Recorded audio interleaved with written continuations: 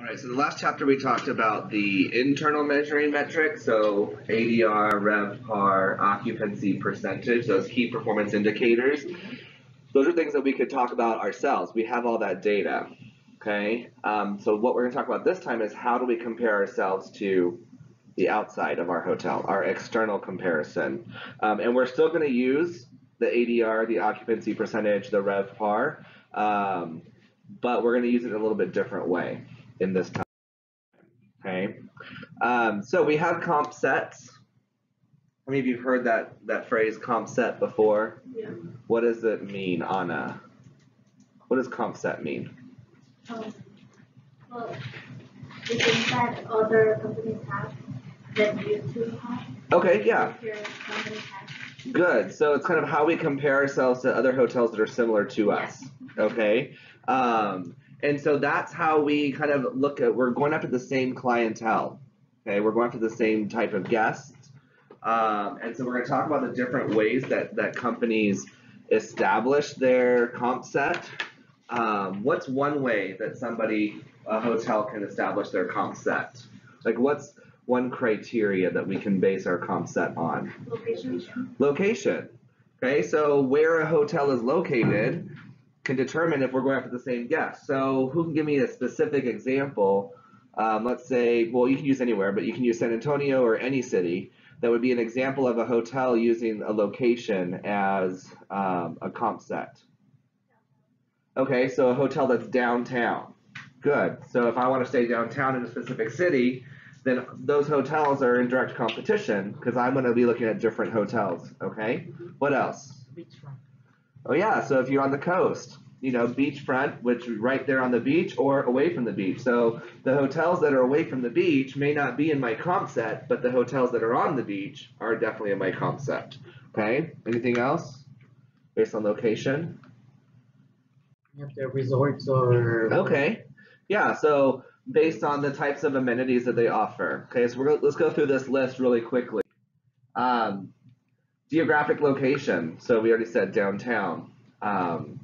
Whether they are near the coast or whatever. All those different things are going to make a determination on who's going to be our comp set. Okay, just because they're not right next to each other does not mean they can't be in the same comp set. Okay, so for example, San Antonio, we have 3 major resorts. What's one of them? La Cantera Resort. JW. High Hill Country. Good. And so those are not anywhere near each other.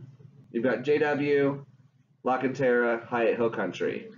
But the fact that they're all resorts in San Antonio, that makes them a comp set because we'll use the geographic location of San Antonio, not necessarily just right next to each other. Okay. Amenities that they offer. So whether the level of service, the different types of amenities. If I'm trying to think off the top of my head. So for example, we have luxury boutique hotels. What's a luxury boutique hotel downtown? Hotel Emma is one. We have Hotel Contessa and St. Anthony is definitely a luxury. It's not quite boutique, but it is definitely a luxury hotel. I'm thinking also the Macara Hotel and Spa. Okay, so those all might be comp set because they're going after that higher end clientele. Okay. So amenities is one way that we can compare ourselves based on what our comp set is going to be. Okay. The price. That needs to go away, or you need to leave. The price is something that we can compare ourselves to. Okay. And then the ratings, of course, all of our guests are going to be looking at ratings online, but that's not the ratings we're talking about. We're talking about the ratings that are given by industry. Okay, the Smith Travel AAA does the diamonds, and Mobile Travel Guide does the stars. And so if we're a 4-star hotel or a 4-diamond hotel, we can use that as a way to identify what our comp set is. We have to kind of keep track of our comp set because things can change. Hotels can go down in service They can be a full service hotel, and then maybe in their rebranding, they go down to a select service hotel, their amenities change, and we're no longer going after the same guest. Or vice versa. We could have a select service hotel, they do a major renovation, they could become a full service hotel. Or if a hotel does a major renovation, now they automatically are going to be attracting maybe a similar guest that we are going after. So now they're part of our comp set. So we need to monitor our comp set to make sure that it's still accurate, that we're still comparing what we need to, okay? And so the main thing that we're going to be doing today is calculations and math, okay? Now, a lot of this stuff happens with your computer system, but understanding what these numbers mean is going to help you be able to evaluate them a little bit better, okay? So we have what's called the capacity market share, okay? Capacity market share, what do you think that sounds like? Well, what does capacity mean? The max. The max, okay? And what is the market? It's not AGB, okay? The base of clients. Customers. Okay. Customers. Okay, so in this case, we're talking about the market as far as the hotels that are offered, okay? Yes, so market can be the type of clientele that we're going after. In this context, we're talking about the market of our comp set, of the hotels that are within our comp set, okay? That's where the characteristics, the main thing we're looking at is the number of rooms, okay? And so what we're looking at for the market share is, if we have, let's say, let me erase this. Thank you. If we have a market of 5 different hotels, okay? Let's say 4, just because I want to keep it simple. Let's say we have 4 hotels in our market, and they each have 200 rooms. This is 200, this is 200, this is 200, and this is 200. A, B, C, and D. Okay, what is our total number of rooms in the market? 800. 2, 4, 6, 8. So 800 rooms is in the market. Okay. And then, if we take this a little bit further, we're going to go to the next slide or so. We're going to look at how we can evaluate our performance compared to the market's performance. So, how we figure out what our hotel's capacity market share is. The first step, what do? We add up all the rooms, and then the second step is to, right? So we're looking for a percentage. Remember we talked about percentage is the part over the whole. We're figuring out what the part is that's given, the number of rooms we have available, and then we also have the divide it by the total number to get what our percentage would be. Now, if we use this example as up on the board, what is the percentage market share for each hotel? Up on the board that I wrote up on the board, sorry. 20%. So if we take 200 and we divide by 800, we get 0.25, which we know that equals 25%. Okay? But this is nice and neat because there's exactly the same number of rooms in each hotel. That's not always the case. So the case that you see up on the board, A, B, C, D, E, they all have different numbers of rooms within the market, which means that if they were to get their fair share, Hotel A has to get at least 11.8% of the rooms that were sold. Okay, so I want you to look at the side that has no numbers on it, like it has blank answers on it, not the flip side. Okay, that's the side we're going to look at first. This is not what you see up on the board. This is just an example to kind of so you can see what's going on. But essentially, once we figure out what our capacity percentage is for each hotel, if we add up all those percentages, we should get close to 100%. It might be 100.1, it might be 99.9, based on what you do with the decimals, okay? But that's how you check your work to see if you did everything correctly. Because this, for example, we have 250 rooms in Hotel A. 300 in B, 300 in C, 525 in D, and 750 in E. When we add up all of this here, we get 2,125 rooms, which means in this whole market of this 5 hotel comp set, there's 2,125 rooms total, okay? And so we divide each one of these by this total 2125, and we get this percentage here. This is always 100%, so you can add up all of these to get to your 100% to check your work, okay? So that's the base thing first. We got to figure out what is my market share. If I'm Hotel A, then I'm looking at getting about 11.8% of the rooms that were sold, okay? Let's move on to the next one. Fair share. So this is, sorry, that 11.8% for Hotel A, that is what I contribute to the market.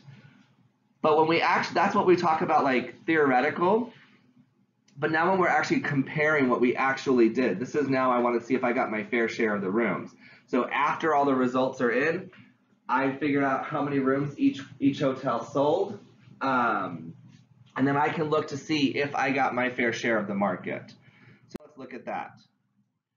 So we're looking right here in this red square. This is actual rooms sold, okay? This is actual rooms sold. And so during this period, we do the same thing. We add up all the rooms that each hotel sold to give us our total number. And then we divide what we actually sold by that total number of rooms. And that gives us our percentage right here of 13.5%. That's Are we great. looking at like a month? Yeah, so in this case, we're looking at a month. Okay. Sorry. No. Yeah, in this case, we're looking at a month. That's what I thought. Okay? So this 6,985 rooms represents 13.5% of this large number. So what that tells me is that Hotel A, I should be getting 11.8% of the rooms. I actually got 13.5. Did I do better or worse? Better. Better. That means I got my fair share. Okay? That means that I got my fair share. But if I get my fair share, does that mean everyone gets their fair share? No, not unless it's that perfect, unless it's this perfect scenario right here. Everyone's gonna get their fair share. So now we look at Hotel B. They were shooting for 14.1% of the market, but they actually only got 11.1%. So they did not get their fair share of the market as far as the numbers of rooms sold, okay? This is only looking at the numbers of rooms sold. This is how we compare ourselves to our competitors, okay? There's other pieces of this puzzle, so there's other ways for us to figure out, you know, if we are performing better or worse than our other hotels. But looking at this right here, this is just based on the number of rooms sold, okay? So I'm gonna hit pause on the video for a moment, and we're gonna work out the January one, the top one that's blank, okay? All right. So now that was just looking at just the room nights that we actually sold. So now what we want to look at is the different, what we call our penetration indexes. And we're looking at our ADR, our occupancy, and our RevPAR. These are a little bit different. They're kind of similar, but they're just slightly different in how we calculate the percentage, okay? So let's look at one of these each. On each level. We're going to start with occupancy, go to ADR, and then we're going to go to RevPAR. We're going to finish. The process is the same for each one of these. It's just you're using numbers, okay? So our occupancy percentage. We take the market average occupancy percentage is the total room nights sold divided by the total available room nights, okay? So it's the same thing that we're looking for the number of room nights divided by the number of room nights available, okay? That's just our regular percentage. Okay, now to get the regular percentage, do we have to figure out the number of rooms for each hotel for the month? Yeah, so I'm going to show you that in just okay. just one moment, okay? And then our occupancy penetration index, we want to look and see what our hotel occupancy percentage is divided by what the actual market average occupancy percentage is, okay? All right, so now let's talk about what we have up here on the board, okay? Calculate our penetration index for our occupancy percentage. Now I'm just going to actually work this out. Okay, what was the first step? Add up all your rooms. We're going to add up all of our occupancy percentages. And then we divide that by, so we add up all of our occupancy percentages, we divide that by our total, by 5, and we get 81.3.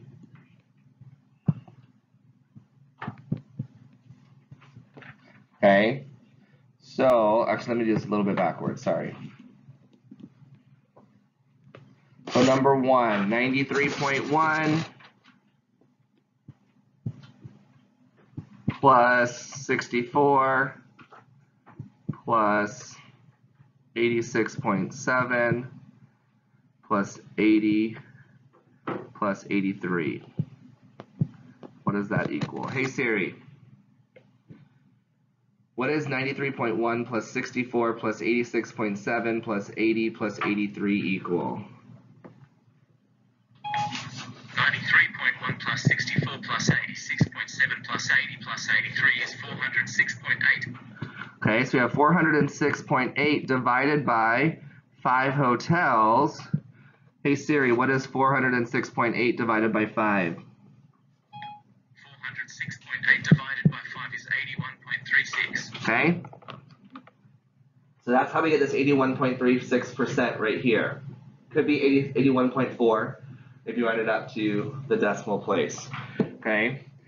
So that is what we're using to compare to, and now we divide each one of these. So in this case, let's do letter A. 93.1% divided by 81.36%, and that's going to give us a penetration index of 114.6%. So we do that for every single one of those. We compare this to that. Compare this one to that one, okay? So when you're calculating the occupancy penetration index, the denominator of your, that's not really a fraction, I guess, but the bottom number of your, when you're dividing, always stays the same, always stays this, okay? Because you're comparing the actual hotel's results to the average of the market. Questions about the occupancy percentage? Let's move on to ADR. It's the same thing. We take our total room revenue divided by the total number of room nights sold. That's going to give us our ADR, okay? And then we compare our ADR to our market average ADR. So first we calculate the ADR for each hotel. Average daily rate. This one's relatively simple, right? The rooms that we sold, the rate, divided by the number of rooms that we sold, which I did not put on this one. Oh my god. As I was cutting and pasting, I was trying to make it all fit on the slide. So this one's gonna be a little bit challenging. But essentially we take the total number of the revenue that we sold, divided by the total number of rooms that we sold. Okay, so if you look on this paper here, I've numbered the columns. I've numbered the columns at the top of each one. So to calculate your ADR, you're going to take, if you want to write where it says column 9, right above that, column 9, write column 6 divided by column 4. 6 divided by 4. And then you can draw arrows so you know exactly what you're talking about. Number 9? Above number 9, you can just put number 6 divided by number 4. That's the revenue divided by the rooms that we sold. That is our total revenue, or our average daily rate. Okay, so let's go to figure those out for what we have on the paper here in front of us.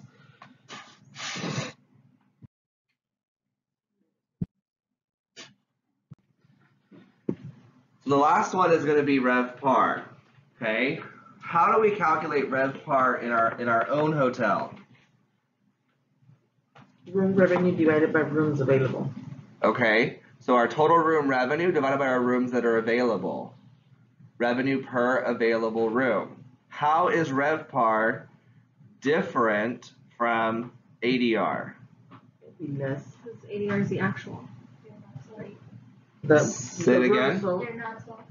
Oh yeah, so the rooms are not sold. For ADR, it's just the average rate of what we actually sold, right? But the RevPAR takes into account the rooms that we didn't sell, that we could have sold, okay? Because it's the total rooms that are available for us to sell. So looking at this paper that you have right here in front of you, Hotel A has 250 rooms, but in January, 250 rooms times times 31 days, sorry. 7750. 7750? Uh-huh. Okay. So I need to sell 7,750 rooms. That's what I have available to sell for the whole month of January. Okay? That's the rooms available. When I take into account the revenue that I actually brought in, which for Hotel A is $1,012,500, when I divide that by my 7,750 rooms that are available, It's 130.65. my revenue per available room is actually $130.65. Okay? What was my ADR for Hotel A? 132.35. My ADR was 132.35. Thank you. So unless I am at 100% occupancy, RevPAR will always be lower than ADR because it takes into account the rooms that we did not sell that we could have sold. Now, because we're at 98.7% occupancy, these numbers are pretty dang close, are they not? Yeah. 132 to 130, that's a pretty close number because our occupancy is so much high. If our occupancy was low, there would be a drastic difference between these two numbers. Okay, so now what I want you to do is calculate, actually hold on, let's go, I'm jumping ahead of myself, sorry. So when we do our penetration index, you'll see that step 3 is the same thing, we're just changing the number we're looking at. The first thing, we calculate the RevPAR for each hotel. And then we add up all the RevPARs, divide by the numbers to find out what our average is. And then step number 3, we compare each hotel's to the actual, and that's written as that percentage, okay? So on the paper here, let's go ahead and figure out our RevPAR for each hotel. So we're looking at right now numbers 11 and 12 on the paper that I gave you, okay? And so to get our RevPAR for the hotel, I take the total revenue. The PowerPoint presentation. So we're gonna come back to that piece of paper here in just a moment. But let's just finish up real quick. So market intelligence, it's important for us to know what is going on in the market and where we stand, okay? And we're gonna analyze this information compared to our other hotels and compared to our comp set, okay? So we wanna make sure first that we're comparing ourselves to actual competitor hotels. We don't wanna make sure that we wanna make sure that we're not, I don't know, La Quinta in Market Square comparing ourselves to Hotel Emma, okay?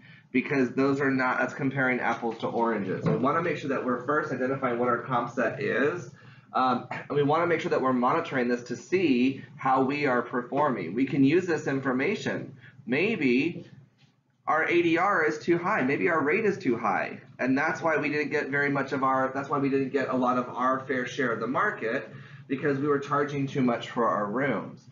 Maybe we didn't change our rates because maybe business wasn't as busy as we thought it was going to be, and we didn't have our rates fluctuate. And so because of that, our occupancy percentage suffered. So we didn't quite get our fair share of the market. So there's all these different pieces of the puzzle we have to look at.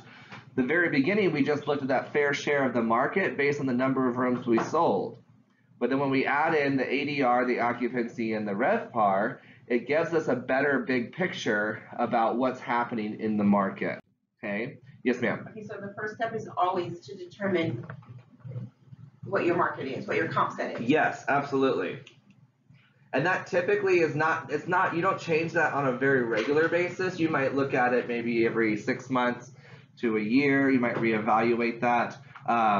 but unless new hotels are being built and opened or hotels are renovating, your comp set is going to stay pretty consistent. Okay, and then you also have to decide going in how you're going to compare. Is it going to be based on location, or is it going to be based on amenities, or Yeah, is that right? exactly. So you can determine like how you're gonna identify what your comp set is based on those different criteria. Okay, but Yeah. you're not necessarily going to use all of them. No, not all of them. Okay. Not all those criteria, but Okay. you can utilize them. Yeah, Which exactly. one best fits you? Okay. Yeah. Okay. I mean, so you're thinking about it too. So the Marriott River Center Hotel is 1,000 rooms, and right next to it is the La Quinta next to the convention center. So they may not be going after the same clientele all the time, but when it comes to conventions that are being held at the convention center, then yes, they definitely are going after that same clientele. So when it comes to citywides, if it's going to be a group that's looking for a meeting that needs 500 sleeping rooms,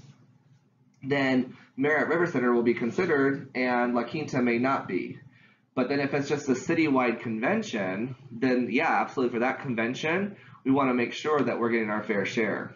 So then it sounds like it could change depending Yeah. on like month to month. Or... It could potentially, but typically your comp set stays relatively the same. Yeah. Unless there's something big going on. Right. Okay. Yep. So where we get this information, the most common one is Smith's Travel Research, the STAR report. How many of you have ever heard of the STAR report? Okay, so the STAR report is something that hotels will actually subscribe to. They'll give all their information, they'll give their ADR, they'll give their RevPAR, they'll give all that information to Smith's Travel Research, and then they actually will then produce that STAR report and give that STAR report to each of the people who subscribe to it to make sure that you can compare yourself. So this right here, this paper, is a very simplified version of a STAR report, okay? On the STAR report, it's going to list the hotels.